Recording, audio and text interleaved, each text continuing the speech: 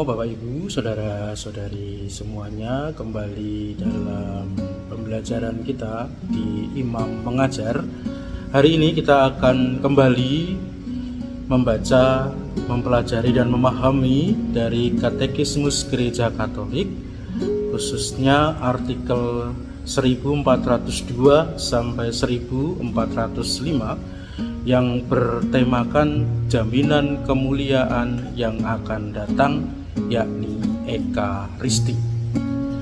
Di dalam artikel 1402 dikatakan di sana demikian. Di dalam satu doa tua, gereja memuji misteri Ekaristi. O perjamuan kudus, di mana Kristus adalah santapan kita, kenangan akan sengsaranya, kepenuhan rahmat, jaminan kemuliaan yang akan datang.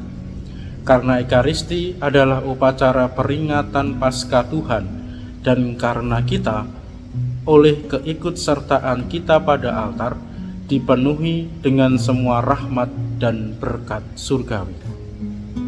Oleh karenanya, Ekaristi adalah juga antisipasi kemuliaan surgawi. Kita perlu untuk memahami kata antisipasi dalam kalimat terakhir Katekismus Gereja Katolik artikel 1402 ini. Kalau kita mencoba untuk mencari makna antisipasi dalam Kamus Besar Bahasa Indonesia, dikatakan demikian. Antisipasi berarti perhitungan tentang hal-hal yang akan atau belum terjadi. Bayangan, ramalan, penyesuaian mental terhadap peristiwa yang akan terjadi.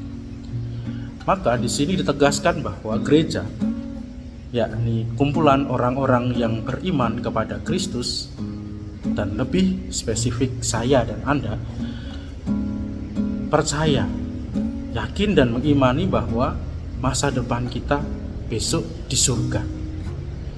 Maka kita perlu yang namanya penyesuaian mental terhadap peristiwa yang akan terjadi itu, yakni kemuliaan di surga. Maka oleh karenanya Katekismus Gereja Katolik dalam artikel 1402 di mana dikatakan Ekaristi sebagai jaminan kemuliaan yang akan datang, ditegaskan bahwa dengan berekaristi atau adanya Ekaristi juga menjadi antisipasi atau penyesuaian mental terhadap peristiwa yang akan datang, yakni kemuliaan surga. Dan di dalam artikel selanjutnya 1403, gereja semakin menegaskan akan imannya pada kemuliaan yang akan datang, yakni surgawi, dengan demikian. Pada perjamuan malam terakhir, Tuhan mengarahkan perhatian murid-muridnya kepada penyempurnaan Paskah dalam kerajaan Allah. Aku berkata kepadamu, mulai dari sekarang aku tidak akan minum lagi hasil pokok anggur ini sampai pada hari aku meminumnya, yaitu yang baru, bersama-sama dengan kamu dalam kerajaan Bapakku.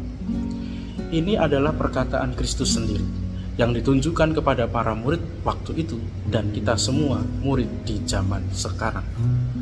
Maka oleh karenanya setiap kali apabila gereja merayakan Ekaristi, ia ingat akan perjanjian ini, akan sabda Allah dalam Kristus, dan mengarahkan pandangannya kepada Dia yang menjanjikan kebersamaan di dalam kerajaan Bapa. Dalam doanya ia memohon kedatangannya. Maranatha, datanglah rahmatmu dan lenyaplah dunia ini. Hal ini semakin menegaskan bahwa melalui Ekaristi, kita yang pertama diajak untuk menyesuaikan batin kita terhadap peristiwa surgawi yang akan kita terima kemudian. Dan bahkan dasar yang mendasari iman kita itu adalah janji Kristus sendiri ketika malam perjamuan terakhir, di mana ia menjanjikan dan merindukan kebersamaan dengan kita dalam perjamuan yang sangat besar indah di surga. Dan itu terjadi dalam Ekaristi. Gereja tahu bahwa dalam Ekaristi Tuhan sekarang ini sudah datang dan berada di tengah kita. Tetapi kehadirannya ini terselubung Maka mari sedikit kritis dengan memahami kata gereja tahu. Kata tahu sebenarnya mewakili akal budi kita, pemikiran kita sebagai manusia yang rasional. Dan di dalam artikel lain di Katekismus Gereja Katolik, khususnya artikel yang berkaitan dengan akal budi, yakni artikel 36, 37 dan selanjutnya, dikatakan dalam artikel 37 demikian. Namun dalam kondisi sejarah di mana ia berada, manusia mengalami banyak kesulitan untuk mengenal Allah hanya dengan bantuan sinar akal budinya.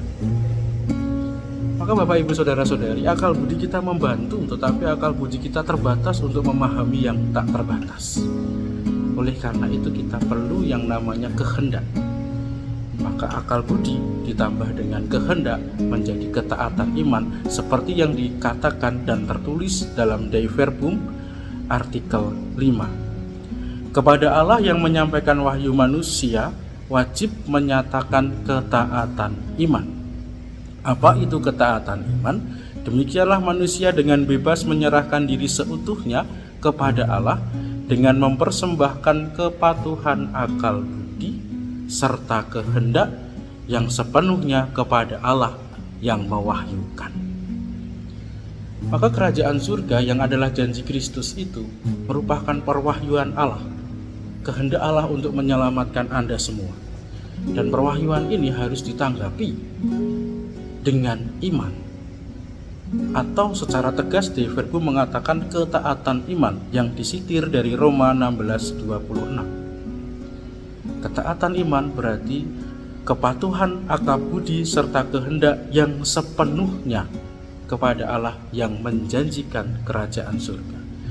Dan ketaatan iman ini sangat terlihat dan terasa dalam perayaan Ekaristi. Maka kemudian ditegaskan Ekaristi seperti yang kita bahas hari ini sebagai jaminan kemuliaan yang akan datang. Untuk artikel terakhir dalam Ekaristi jaminan kemuliaan yang akan datang, yakni artikel 1405, Ekaristi adalah jaminan yang paling aman dan tanda yang paling jelas bahwa harapan besar akan surga baru dan dunia baru di mana terdapat keadilan akan terpenuhi. Setiap kali misteri ini dirayakan, terlaksanalah karya penebusan kita, dan kita memecahkan satu roti, obat kebakaan, penangkal racun, sehingga orang tidak mati, tetapi hidup selama-lamanya dalam Yesus Kristus. Maka para romo, Bapak Ibu, Saudara-saudari, beruntunglah kita, karena kita orang-orang yang beriman kepada Kristus, orang-orang Katolik ini mengamini dan mengiyakan secara patuh baik akal dan budi kita, baik dengan kehendak kita kepada Allah yang mewahyukan keselamatan kepada kita, Allah yang menjanjikan perjamuan bersama dalam kerajaan surga. Dan tanda yang paling jelas dan paling aman adalah Ekaristi. Karena di dalam Ekaristi itu iman kita, ketaatan iman kita sangat dapat dirasakan, dan penebusan akan segala dosa-dosa kita yang menghambat janji surgawi kelak telah ditebuskan. Maka di akhir video ini saya ingin mengajak panjenengan untuk mencintai, untuk memahami, dan untuk menjadikan Ekaristi sumber dan puncak perjuangan hidup kita. Karena dari sana memancar penebusan, dari sana memancar ketaatan iman, dan dari sana memancar kekuatan untuk terus bersiara dalam kehendak Tuhan. Doa saya menyertai perjuangan hidup kita dalam mencintai, menghidupi, dan melaksanakan Ekaristi baik di gereja maupun dalam hidup sehari-hari kita. Tuhan selalu memberkati.